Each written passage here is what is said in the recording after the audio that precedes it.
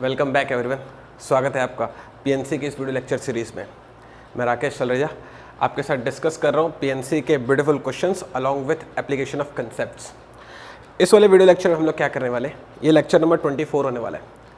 Lecture number 23 में जो भी मैंने आपको कंसेप्ट बताए थे एक बार उसे अच्छे से देख आइएगा।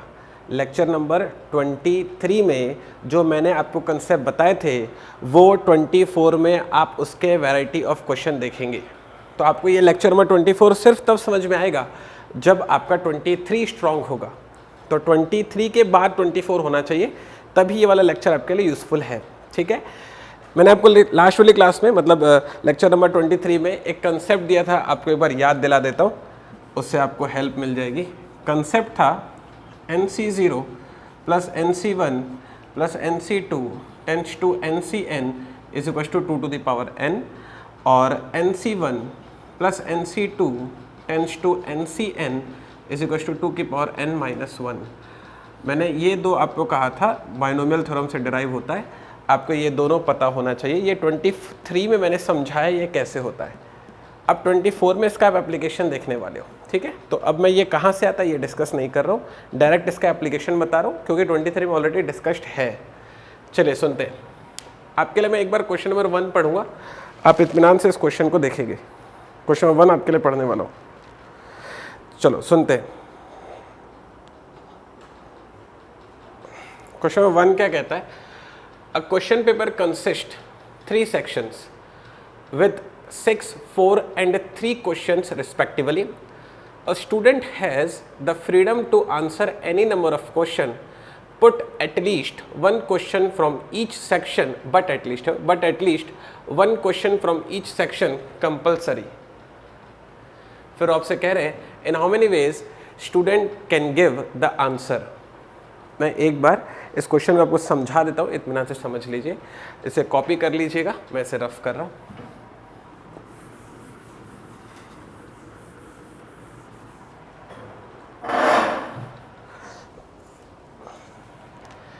एक क्वेश्चन पेपर है,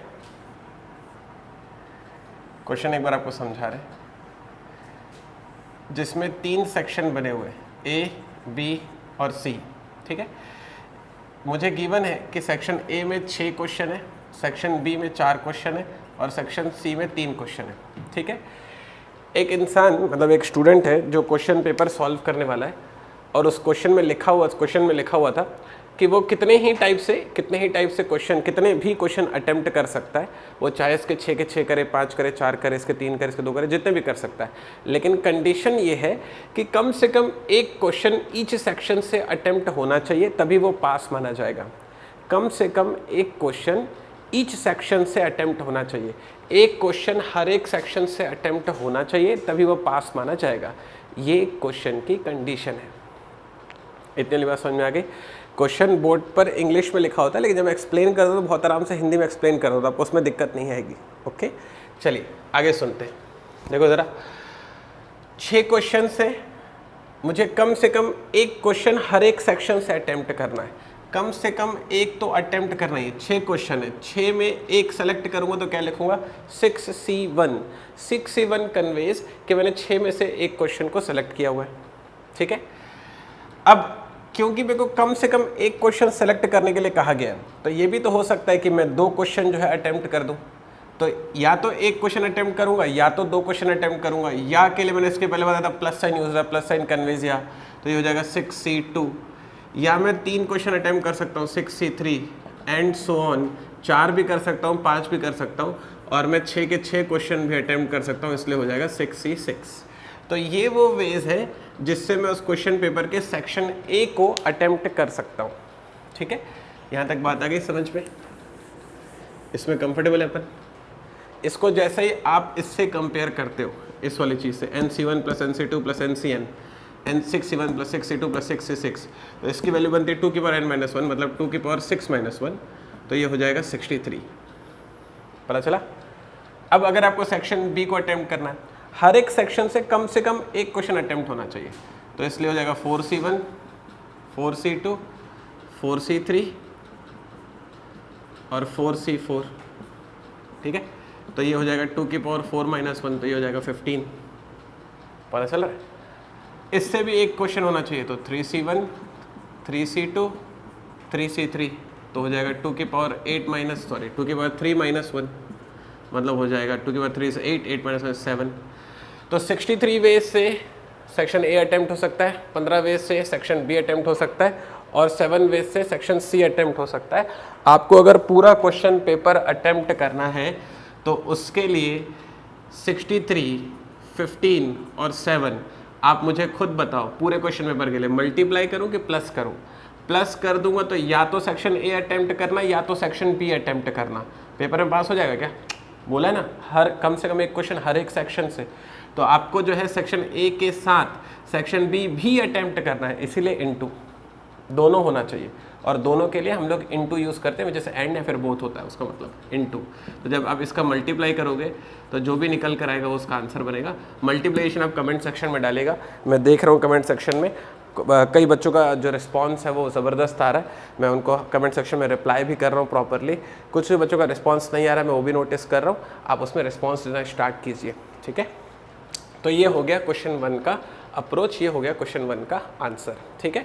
ये ऐसा ही एक क्वेश्चन मैंने आपको लेक्चर नंबर 23 में बताया है, उसे भी एक बार देख लेना। लेक्चर नंबर 24 में वैसे वाला क्वेश्चन बताया, इसे भी देख लो। अब मेरा ख्याल है कंसेप्ट समझ में आ गया होगा कि ये कैसे यूज़ होते हैं, कंफर्टेबल है। अब हम लोग चल रहे हैं क्वेश्चन नंबर 2 की तरफ। क्वेश्चन नंबर 2 सुनते हैं, उसे आप कॉपी कर लीजिएगा, मैं हट जाता हूँ।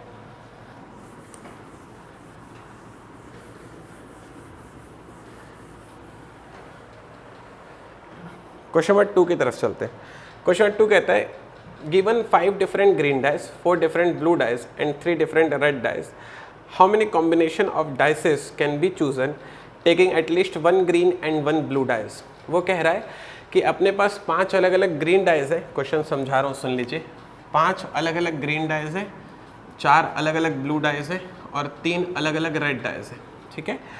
बोल रहा है कि अगर आपको कितने अलग अलग कॉम्बिनेशन पॉसिबल हैं, अगर आपको क्वेश्चन में बोल रहा है कि ये कहा जाए कि कम से कम एक ग्रीन डाइस लेना और कम से कम एक ब्लू डाइस लेना, तो बताओ कि भाई कितने अलग अलग पॉसिबल कॉम्बिनेशन हो सकते हैं।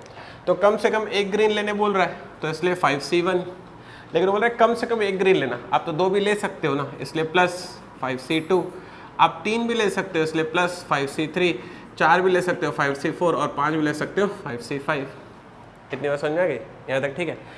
अब ब्लू के लिए बोल रहा है कम से कम एक ब्लू लेना, इसलिए 4c1 4c2 4c3 4c4, पता चल रहा है। और रेड के लिए उसने नहीं बोला कुछ भी, तो रेड के लिए उसने कुछ नहीं बोला, इसीलिए ये केस पॉसिबल है कि मैं रेड वाला डाइस ही ना लूँ, क्योंकि उसने तो कुछ बोला ही नहीं। उसने बोला कम से कम एक ग्रीन लेना, कम से कम एक ब्लू लेना, लेकिन ये तो नहीं बोला ना कि रेड लेना कि नहीं लेना। तो मैं तो ये केस सोच सकता हूँ ना कि भाई मैं रेड ना लूँ, इसलिए 3c0, 3 रेड थे ना, इसलिए 3c0, पॉइंट है समझ में। प्लस लेकिन ये भी तो पॉसिबल है कि मैं एक रेड ले लूँ। अब देखो रेड के लिए कुछ भी मेंशन नहीं है, तो इसलिए मैं सारी पॉसिबिलिटी लेकर चलूँगा। मैं एक भी रेड ना लूँ, मैं एक रेड ले भी लूँ, मैं 2 रेड भी ले सकता हूँ, मैं 3 रेड भी ले सकता हूँ। तो ये सारे के सारे केस जो पॉसिबल हैं सारे मेरे को सोच के चलने पड़ते हैं। तो क्योंकि उसने रेड के लिए कुछ नहीं बोला, इसलिए मैंने एक केस वो बनाया जब मैंने रेड नहीं लिया होगा, एक केस बनाया जब एक रेड लिया होगा, जब 2 रेड लिया होगा और जब 3 के 3 रेड ले लिए होंगे। ये बात आ गई समझ में। अब जब मेरे को इसको सॉल्व करना है तो कैसे होगा वो सॉल्व, वो देख लो। जैसे आप उसको सॉल्व करोगे तो ये दोनों को आप कंपेयर करके देखो, इसे और इसे, ये दोनों को आप कंपेयर करके देखो, ये दोनों का आप कंपेयर करो, this one and this one, तो आपको दिखाई देगा कि पूरा पैटर्न एकदम सेम है। तो ये होने वाला है 2 की पावर 5 - 1, ये होने वाला है 2 की पावर 4 - 1 और ये होने वाला है 2 की पावर 3। अब इसे -1 नहीं कर रहा हूँ, क्यों सर? क्योंकि ये तो NC0 से स्टार्ट हो रहा है ना। तो जब NC0 NC1 NC2 NCn तक जाता है तो 2 की पावर n रहता है ना, -1 कहाँ रहता है? तो थर्ड वाला जो है वो इस वाले बॉक्स से कंपेयर हुआ, ये रहा वो, ठीक है। तो 2 की पावर 5 होता है 32, 32 - 1 इज़ 31, 2 की पावर 4 होता है 16, 16 - 1 इज़ 15 और 2 की पावर 3 होता है 8। जब इन तीनों का इंटू करवाओगे 31 × 15 × 8 तो आपको क्वेश्चन नंबर 2 का राइट आंसर मिल जाएगा। आप मल्टीप्लाई करके कमेंट सेक्शन में डालेंगे। मैं मल्टीप्लिकेशन का प्रोसेस स्किप करता हूँ, रीज़न बिहाइंड कि भाई थोड़ा वीडियो नहीं तो लेंदी ना हो जाए कहीं। मैं कमेंट सेक्शन में आप आंसर डालना, मैं उसमें देखकर आपको बताऊंगा आपने सही कैलकुलेट किया है कि नहीं। ये इसका एक्सप्रेशन आप सीख लीजिए, ठीक है। ये हो गया कंफर्टेबल में अपन।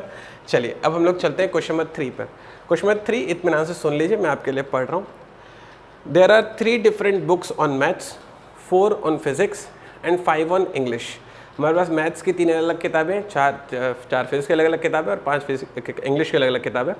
How many different collections can be made such that each collection consist. बोल रहा है कि आपके पास 3 मैथ्स की है, 4 फिजिक्स की है और 5 इंग्लिश की बुक है।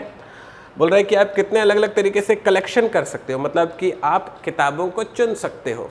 कंडीशन है पहला, जब कम से कम 1 बुक ऑफ ईच सब्जेक्ट, जब हर एक सब्जेक्ट की एक किताब ली जाए। Consist of 1 book of each subject, मतलब कि हर एक विषय की एक किताब ली जाए, ठीक है। दूसरा केस है at least 1 book of each subject, मतलब कि हर एक सब्जेक्ट की कम से कम एक किताब ली जाए। और तीसरा केस है एटलीस्ट 1 बुक ऑफ इंग्लिश, मतलब कि इंग्लिश की कम से कम एक किताब ली जाए, ठीक है। तो अगर आपने 23 पूरा देखा है और 24 के ऊपर के दोनों क्वेश्चन देखे हैं, तो ये तीसरा क्वेश्चन आपसे बन जाना चाहिए। ये तीसरा जो क्वेश्चन है ये आपके लिए होमवर्क है। आप इसका आंसर, मैं इसको सॉल्व करके इसका जो आंसर है वो कमेंट सेक्शन में डालेंगे, और मैं इसका जो आंसर है वो मैं नेक्स्ट वाले वीडियो नंबर 25 में आपको बताऊंगा, ठीक है। ये आपके लिए होमवर्क होने वाला है, जिसको आपको सॉल्व करके कमेंट सेक्शन में आंसर डालना है। मैंने इस टाइप के 23 में 3 क्वेश्चन और 24 वीडियो नंबर 24 में 2 क्वेश्चन, टोटल 5 क्वेश्चन करवा दिए। छठा क्वेश्चन आपको दे रहा हूँ बनाने के लिए, आप बहुत आराम से बना लोगे, आप कोशिश ज़रूर करना, ठीक है। जल्दी ही मिलते हैं नेक्स्ट वीडियो में एक और नए कंसेप्ट के साथ, बने रहिएगा।